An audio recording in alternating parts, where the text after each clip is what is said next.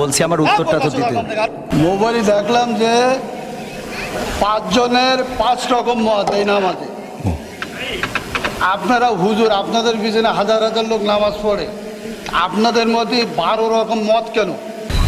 মানে এখন মূল প্রশ্ন হলো আমাদের মত এত বেশি কেন, এইটা এত মত বেশি কেন? শুধু এতটুকু বলি, সেটা হলো ইখতিলাফটা, আলেমদের এই ইখতিলাফ, এটা এখন শুধু না, বিশ্বনবী সাল্লাল্লাহু আলাইহি সাল্লামের সাহাবীদের যুগেও ইখতিলাফ ছিল। এটা মত পার্থক্য থাকবে। আপনি একজন চেয়ারম্যান, বাংলাদেশে অসংখ্য চেয়ারম্যান আছে না নাই? তো সব চেয়ারম্যান কি একই সুরে কথা বলে?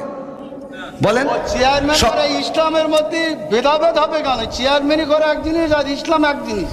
তো সঠিকটা আপনি তো উত্তরের আগেই তো বকর করতেছেন, আমার উত্তরটা দিতেই দেন। কথা বলি যে বলো, খবরদার ল্যাঙ্গুয়েজ সোজা করেন না, সোজা করে দেবো কিন্তু একদম বলো, ল্যাঙ্গুয়েজ সোজা করে বলেন। আমি বলছি আমার কথা তো বলতে দেবেন। ল্যাঙ্গুয়েজ সোজা করে দেবো কিন্তু একদম বিয়াদব লোক কম নাগার